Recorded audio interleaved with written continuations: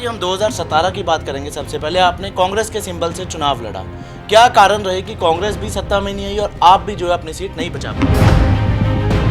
मुझे टाइम बहुत कम मिला। 22 तारीख शाम को जो है वो टिकट का अनाउंसमेंट होती है और 23 तारीख को जो 3 बजे तक का जो नामांकन की लास्ट डेट थी। कहीं न कहीं मुझे लगा कि मेरे विधानसभा में संगठनात्मक ढांचा ठीक नहीं है और मेरी चुनाव जिम्मेवार किसको ठहराएंगे? अगर आपको लगता है कि संगठनात्मक ढांचा ठीक नहीं है तो उसके लिए रिस्पॉन्सिबल कौन है?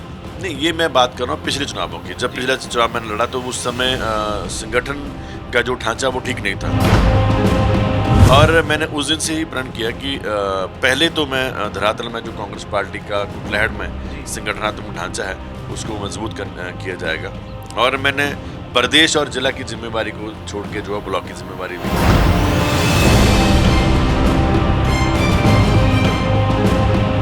मेरी जो लड़ाई है वो है वीरेंद्र कंवर जी के साथ, जो चौथी बार के विधायक हैं। आज उनके पास 5-6 मंत्रालय हैं। आप भी इस बात को मानते होंगे कि जहां पर सत्ता ये पूरे जो पार्लियामेंट है वहां पर आज की डेट में कुटलैहड़ एक हॉट सीट रहेगी क्योंकि 30 वर्ष यहाँ पे भाजपा है।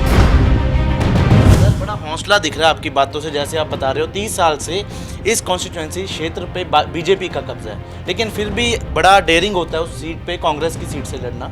तो आपने पिछला चुनाव लड़ा, जीत नहीं मिली, इस बार फिर चुनाव लड़ना चाहोगे? निश्चित तौर के ऊपर चुनाव लड़ेंगे। पार्टी हाईकमांड अगर हमें मौका देगी, जिस तरह से पार्टी के सर्वे और बाकी चीजें होती हैं, तो शायद कुटलैहड़ में जो कांग्रेस है, कांग्रेस की अगर बुलंद आवाज है, अगर कुटलैहड़ में जो कार्यकर्ता है वो आज भी कांग्रेस के नाम से, कांग्रेस के झंडे के नीचे अगर वो काम करने के लिए तैयार है, तो कहीं ना कहीं कांग्रेस का के लिए जो हमारा काम रहा है उसकी कहीं ना कहीं अहम भूमिका रही होगी।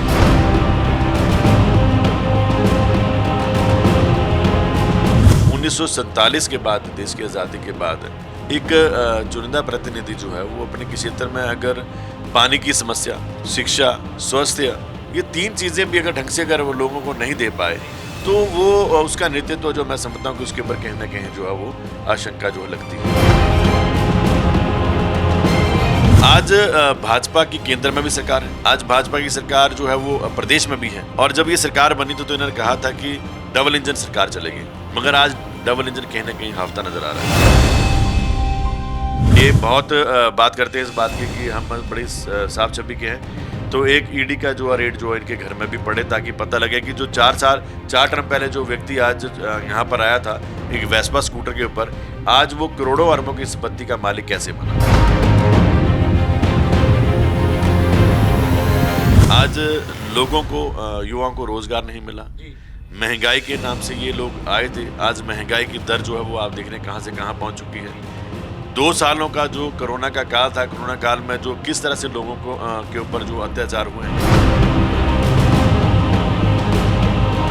हमने एक ऐसी किट उसमें बना के दी जिसमें हमने आटा, चावल, दाल, रिफाइंड, आलू, प्याज, ऐसी किट जिससे पूरा 1 महीने तक उनका परिवार का जो उसका निर्वाह कर पाए। और हमने किसी ऐसे परिवार का फोटो नहीं लिया जिस परिवार को हमने वो राशन दिया।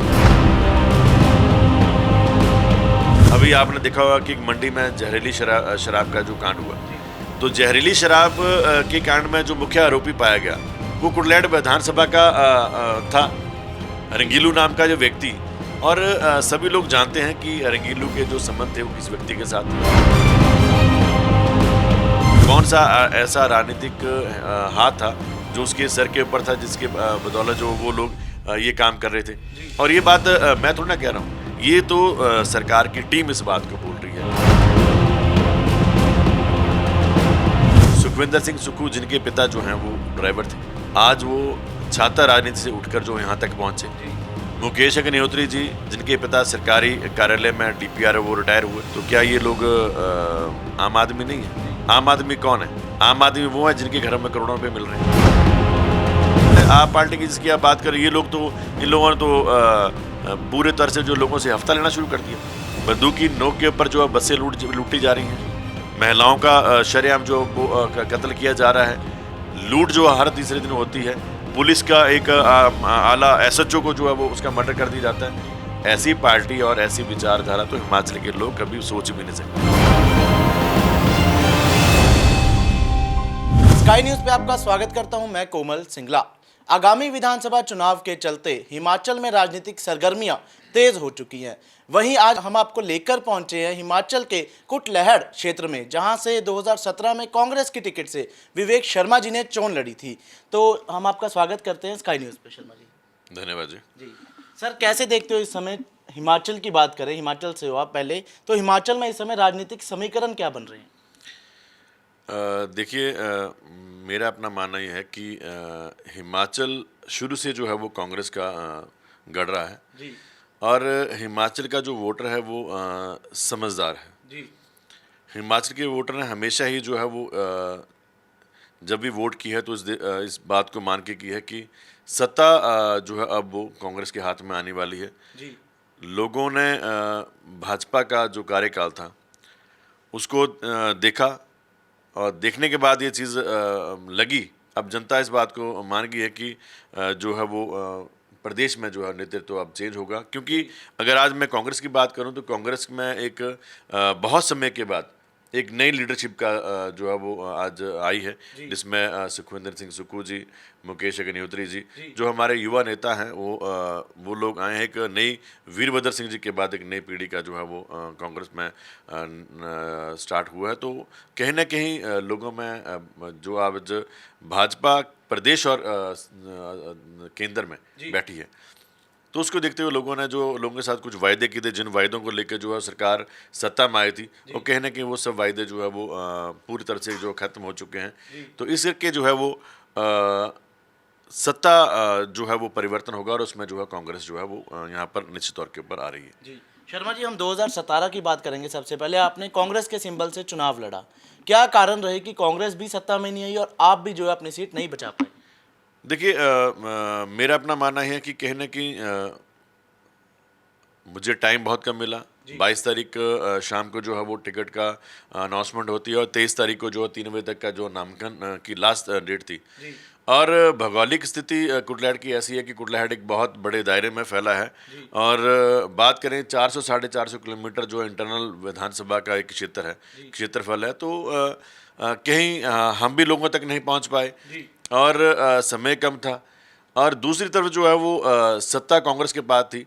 तो निश्चित तौर के ऊपर होता है कि लोगों में कहीं ना कहीं एक रोष रहता है कि जो 5 साल में सरकार ने कुछ वायदे किए होते हैं, कई बार लोगों को लगता है कि शायद वो वायदे नहीं पूरे होते। तो विपक्ष की लहर थी, मगर उसके बावजूद भी मैं धन्यवाद करना चाहूँगा हमारे कुटलैहड़ के लोग, मतदाताओं का, जिन्होंने जो है जो आज मुझे बहुत एक मार्जिन से पूरे हमीरपुर पार्लियामेंट में जो है बहुत कम वोटों के अंतर से जो है हमारी जो सीट वो हारी है, और 25,500 26,000 लोगों ने जो मुझे मत डाला।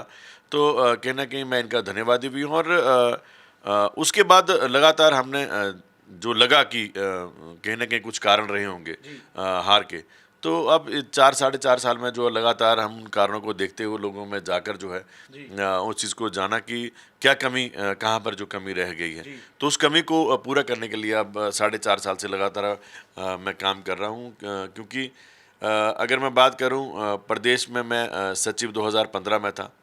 उसके बाद कांग्रेस हाईकमांड ने और प्रदेश नेतृत्व ने मुझे जो है वो चुनावों के बाद जिला का कार्यकारी अध्यक्ष का भी मौका दिया। संगठन मेरी पृष्ठभूमि रही है। वर्ष 1996 में NSS से निकल के यहाँ तक पहुंचा। कहीं ना कहीं मुझे लगा कि मेरे विधानसभा में संगठनात्मक ढांचा ठीक नहीं है, और मेरी चुनाव जिम्मेवार किसको ठहराएंगे? अगर आपको लगता है कि संगठनात्मक ढांचा ठीक नहीं है, तो उसके लिए रिस्पॉन्सिबल कौन है? नहीं, ये मैं बात कर रहा हूँ पिछले चुनावों की। जब पिछला चुनाव मैंने लड़ा तो उस समय संगठन का जो ढांचा वो ठीक नहीं था, और चुनाव में जो संगठन का फायदा मुझे मिल सकता था वो कहीं ना कहीं वो फायदा मुझे मिला नहीं।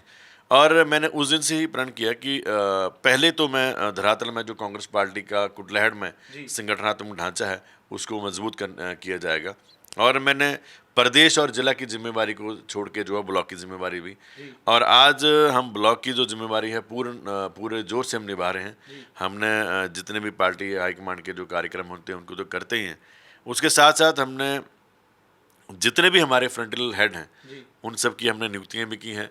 क्योंकि मेरी जो लड़ाई है वो है वीरेंद्र कंवर जी के साथ, जो चौथी बार के विधायक हैं। आज उनके बाद 5-5 6-6 मंत्रालय हैं, और आप भी इस बात को मानते होंगे कि जहां पर सतारा ये पूरे जो पार्लियामेंट है वहां पर आज की डेट में कुटलाहट एक हॉट सीट रह गई है, क्योंकि 30 वर्ष से यहाँ पे भाजपा है। तो जिस व्यक्ति के साथ हमारी लड़ाई है उसके साथ लड़ाई जो है वो संगठन के बिना नहीं लड़ी जा सकती। तो इसी करके जो हमने संगठन को मजबूत किया, और आज जो हम लड़ाई के थोड़े दिन पहले मैंने उनके गृह क्षेत्र में उनके थाना कला में जाकर जो है जो हमारी लोकल समस्या हैं उसको लेकर जो हमने कार्यक्रम वहाँ पर किया, और सैकड़ों के हिसाब से वहाँ पे हमारे कार्यकर्ता थे जिन्होंने जो अपनी आवाज़ बुलंद आवाज़ करके जो है उसको वहाँ पे रखा। तो कहीं ना कहीं ये संगठन की ताकत है। सर बड़ा हौसला दिख रहा है आपकी बातों से, जैसे आप बता रहे हो 30 साल से इस कॉन्स्टिट्यूंसी क्षेत्र पे बीजेपी का कब्जा है, लेकिन फिर भी बड़ा डेयरिंग होता है उस सीट पे, कांग्रेस की सीट से लड़ना। तो आपने पिछला चुनाव लड़ा, जीत नहीं मिली, इस बार फिर चुनाव लड़ना चाहोगे?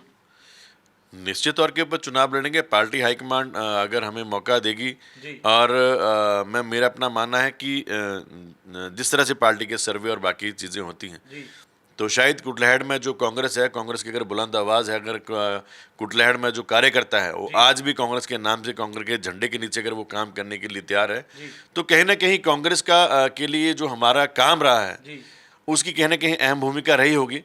तभी जो लोग आज एक ऐसे पार्टी के ऐसे नेता के खिलाफ आज लोग खड़े होने के लिए तैयार हैं जहां पर वो शायद अपने आप को ताकतवर महसूस करते हैं।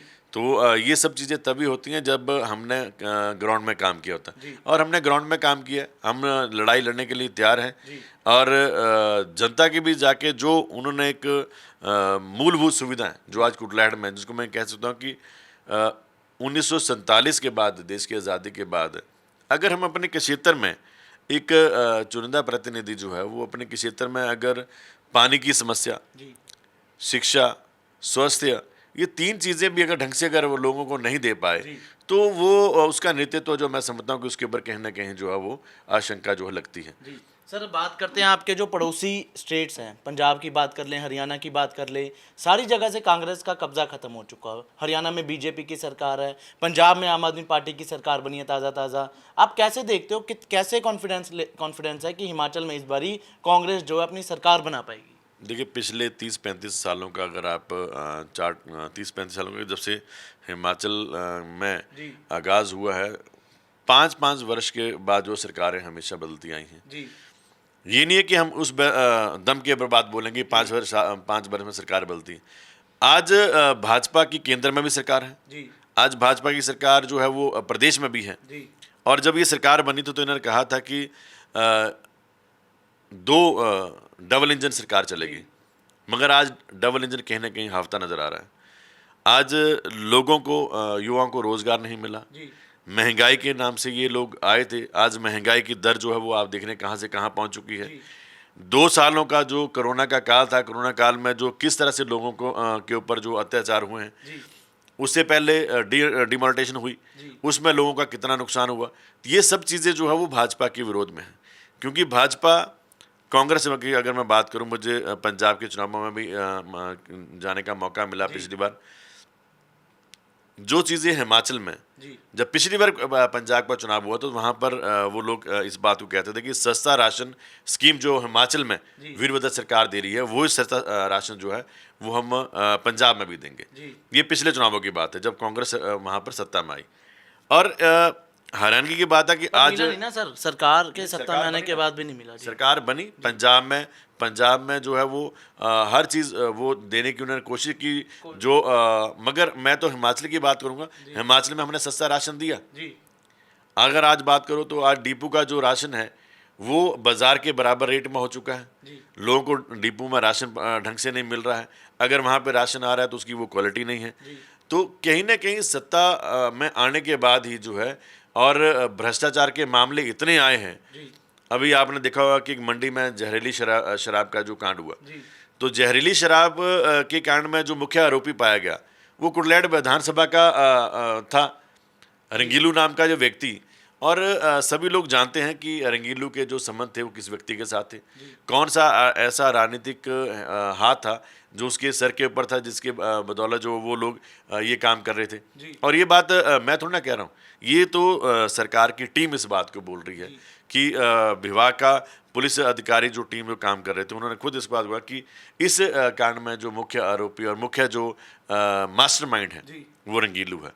तो ये सब चीज़ें जो है, अगर मैं कुटलैहड़ की बात करूं, शराब माफिया है यहाँ पर पनपा, वन माफिया यहाँ पर पर। सर आप ऑपोजिशन पार्टी के एक नुमाइंदे हैं, आप इसका विरोध करना चाहिए ना आप लोगों को इनका।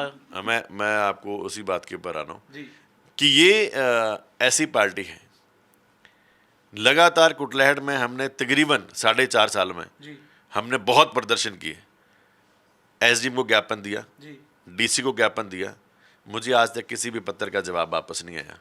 कांग्रेस के समय में जब भी कोई आवाज उठाई जाती थी तो राज्यपाल को अगर हम ज्ञापन भेजते तो हमें वहां से एक पत्र वापस आता था कि ये आपका पत्र हमें रिसीव हुआ है और इस पत्र के माध्यम से जो भी चीज, मगर आज तक मैं हैरान हूं कि मुझे आज तक कोई वापस पत्र नहीं आता है। इसका मतलब ये हो कि सरकार जो है वो पूरी तरह से जो है वो तानाशाही तरीके के साथ जो है वो इस सिस्टम को चला रही है। तो उसमें जब सरकार तानाशाही तरीके से चलेगी तो आप वहाँ पे जो है जस्टिस की, मैं समझता कि वहाँ पे कोई आप उम्मीद रख सकते हैं। सर जैसे आपने बताया कि हिमाचल में ट्रेंड है स्टार्टिंग से ऑल्टरनेट पार्टीज का, हर 5 साल बाद नई सरकार बनती है, उसमें नई पार्टी की सत्ता होती है, बीजेपी और कांग्रेस। लेकिन इस बार ही कुछ चेंज हो सकता है क्योंकि आम आदमी पार्टी जो है फुल फ्लेज हिमाचल पे नज़र टिकाई बैठी है, हिमाचल पे कब्जा करने की उम्मीद में। क्या लगता है हिमाचल प्रदेश में आम आदमी पार्टी का क्या सरकार बन सकती है? देखिए, आम आदमी पार्टी की अगर आप बात कर रहे हैं तो मैं तो ये कहूँगा कि आम आदमी पार्टी का नाम रखने से आम आदमी नहीं हो जाता है। आम आदमी है कौन? आज मैं आपको पहले बोल सकूं कि नए युग की आज हिमाचल में स्थापना हुई है। सुखविंदर सिंह सुक्खू जिनके पिता जो हैं वो ड्राइवर थे, आज वो छात्र राजनीति से उठकर जो यहाँ तक पहुँचे। मुकेश अग्निहोत्री जी जिनके पिता सरकारी कार्यालय में डीपीआर वो रिटायर हुए। तो क्या ये लोग आम आदमी नहीं है? आम आदमी कौन है? आम आदमी वो है जिनके घरों में करोड़ों रुपए मिल रहे हैं, वो आम आदमी है। आज हिमाचल में या पंजाब की आप बात कर रहे हैं, पंजाब में देखिए कि आज 4-5 महीने के कार्यकाल में कितने लोगों ने अपनी जानें गंवाई। सिद्धू मूसेवाला जिसने जो है वो कांग्रेस के टिकट भी के ऊपर चुनाव भी लड़ा और एक युवाओं के एक ऐसा यूथ आइकॉन था वो। और ऐसे लोगों को भी अगर पंजाब में, आपको याद होगा कि सरदार बेअंत सिंह जी ने पंजाब से जो है उग्रवाद को ख़त्म किया, वो एक टीम थी। मगर मुझे लगता है आप पार्टी की जिसकी आप बात कर रहे हैं, ये लोग तो, इन लोगों ने तो पूरे तरह से जो लोगों से हफ्ता लेना शुरू कर दिया। बंदूकी नोक के ऊपर जो है बसें लूटी जा रही हैं, महिलाओं का शरेआम जो वो कत्ल किया जा रहा है, लूट जो हर तीसरे दिन होती है, पुलिस का एक आला एसएचओ को जो है वो उसका मर्डर कर दिया जाता है। ऐसी पार्टी और ऐसी विचारधारा तो हिमाचल के लोग कभी सोच भी नहीं सकते। और आज ये लोग जो हिमाचल में आके आप पार्टी का जो प्रचार कर रहे हैं, या आप पार्टी का प्रचार नहीं, जो इनके प्रभारी थे सतेंद्र जैन जिनके यहाँ से जो करोड़ों पे मिल रहा है ना, ईडी की रेड वहाँ पर पड़ी। हमारे यहाँ पर तो ईडी की रेड तो क्या डालनी है, आप हमारे जो नेता हैं वो सुखविंदर सिंह सुक्खू जी आज भी विधानसभा मारुति कार में जाते हैं। तो आप ये देखिए कि आम नेता कौन होता है? आम नेता वही होता है जो लोगों की आवाज़ को बुलंद तरीके से जो अपने विधानसभा में जाके रखे और वहाँ पर जो उसकी आवाज़ को जो है बुलंद तरीके से उसकी आवाज़ को उठाकर जो है उसके ऊपर फैसला करवाए। सर आपने कोविड की बात की कि कोविड में बड़ा काम किया, ऐसा क्या काम आपने किया कि बाकियों से अलग था? देखिए, कोरोना के समय में हमने जो है वो तकरीबन 500 परिवारों में जो है वो राशन का वितरण किया, जिसमें ये नहीं कि जैसे भाजपा के लोग जा रहे थे 2-4 सब्जियां लेके। हमने एक ऐसी किट उसमें बना के दी जिसमें हमने आटा, चावल, दाल, रिफाइंड, आलू, प्याज, ऐसी किट जिससे पूरा 1 महीने तक उनका परिवार का जो उसका निर्वाह कर पाए। और हमने किसी ऐसे परिवार का फोटो नहीं लिया जिस परिवार को हमने वो राशन दिया। हाँ, आज राजनीति तौर के ऊपर ये चीज़ भी रखनी पड़ती है कि क्या ये चीज़ की गई है। तो जब हमने गाड़ियां यहाँ से भेजी तो हमने उस गाड़ियों की फोटोशूट हमने जरूर किया ताकि लोगों में एक मैसेज आए कि कांग्रेस पार्टी जो है वो लोगों की हेल्प कर रही है, लोगों के साथ खड़ी है, लोगों की हेल्प कर रही है। अगर मैंने पानी के मुद्दे को उठाया तो मैंने पूरे क्षेत्र में जहाँ से भी मुझे फ़ोन आया, मैंने फ्री टैंकर, अपनी टैंकर की सेवा जो है पानी की चलाई, जिसमें ब्लॉक कांग्रेस कमेटी के माध्यम से हमने उसको किया कि जहाँ भी पानी नहीं है हम उसको पहुंचा रहे थे। वो मेरा करने का सिर्फ मेन मकसद ये था कि ऐसा ना हो कि लोग बोले कि जी सत्ता के लिए जो है वो विरोध किया जा रहा है। हमने अगर पानी के लिए आवाज़ उठाई तो लोगों का उसके लिए समाधान भी किया। वो समाधान इस तरह कि कहीं ना कहीं सरकारों को चाहिए कि अगर पानी की समस्या अगर आज है तो वो टैंकर की सेवा कांग्रेस भी अपने टाइम में करती थी, मगर उसके बावजूद भी वीरेंद्र कंवर जी वो चीज़ भी नहीं कर पाए।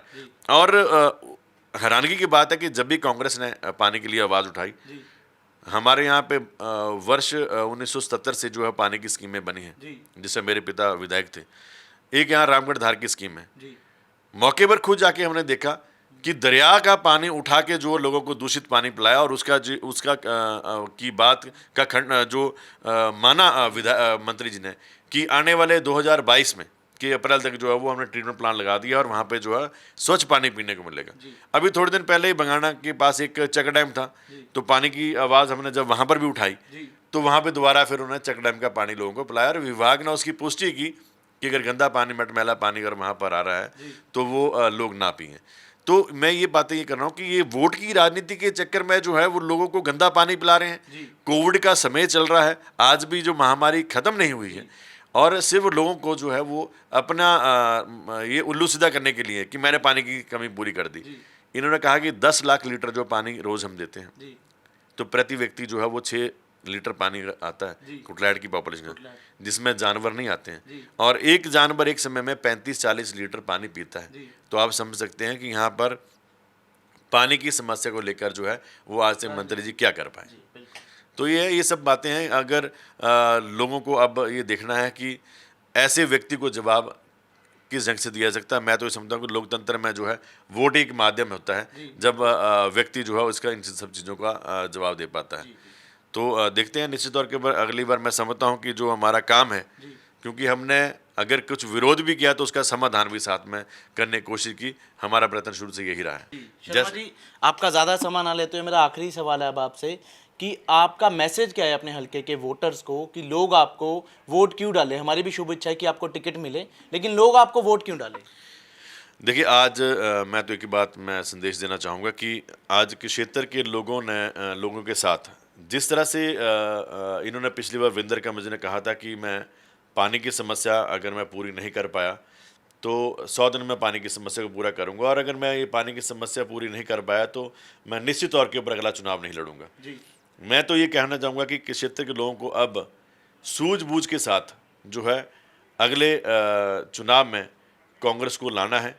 और अगर मैं अपनी बात करूं, आपने कुटलैहड़ के लोगों ने पिछली बार भी मुझे एक अच्छा समर्थन दिया। हमीरपुर पार्लियामेंट में सबसे कम मार्जिन के साथ कुटलैहड़ की सीट जो है वो रही है। तो मैं तो लोगों से एक ही अपील करूंगा कि आज आपको जो है वो खुल के सामने आना है, सच्चाई का साथ देना है। भ्रष्टाचार के साथ हमारी लड़ाई है, क्योंकि ये व्यक्ति जो आज यहाँ पे चौथी बार विधायक बने हैं, मैं नहीं कह रहा हूँ, मगर जो एक पत्र इनके खिलाफ निकला था तो तकरीबन 1000 करोड़ की संपत्ति के ऊपर के आज के डेट में यह मालिक है। जो अननोन एक पत्र निकला था जिसकी जांच अभी तक भी चल रही है। बहुत सी जगह के ऊपर इनके जो हैं वो अपनी इन्होंने प्रॉपर्टीज़ बनाई हैं। और मैं तो भाजपा के और केंद्र हाईकमांड से इस बात की बात करूंगा जो भाजपा की है कि ये बहुत बात करते हैं इस बात के कि हम बड़ी साफ छवि के हैं। तो एक ईडी का जो रेट जो इनके घर में भी पड़े, ताकि पता लगे कि जो 4 टर्म पहले जो व्यक्ति आज यहाँ पर आया था एक वेस्पा स्कूटर के ऊपर, आज वो करोड़ों अरबों की संपत्ति का मालिक कैसे बना। तो ये जरूर चाहूँगा और कुटलैहड़ के लोगों से उम्मीद करूँगा कि कम से कम आप अपने बच्चों के भविष्य को लेकर जो है वो कांग्रेस को लाएं, ताकि जो है हमारे बच्चे जो हैं वो सही रोजगार उनको मिले अपने परिवार को चलाने के लिए, ताकि वो अपने परिवार और अपने घर को देख पाएं। जी, बहुत बहुत धन्यवाद। तो आपने सुना, ये थे हमारे साथ हिमाचल के कुटलैहड़ क्षेत्र से विवेक शर्मा जी, जिन्होंने 2017 में कांग्रेस की टिकट से चुनाव लड़ा। हालांकि बहुत कम मार्जिन से जो है सीट गंवाई, लेकिन इस बार इनका दावा यंग लीडर है और ये कहते हैं कि इतने काम किए हैं कि इस बार अगर इन्हें मौका मिलता है तो ये सीट जो है कांग्रेस पार्टी की झोली में ज़रूर डालेंगे। कैमरा पर्सन कमल के साथ कोमल सिंगला, स्काई न्यूज़।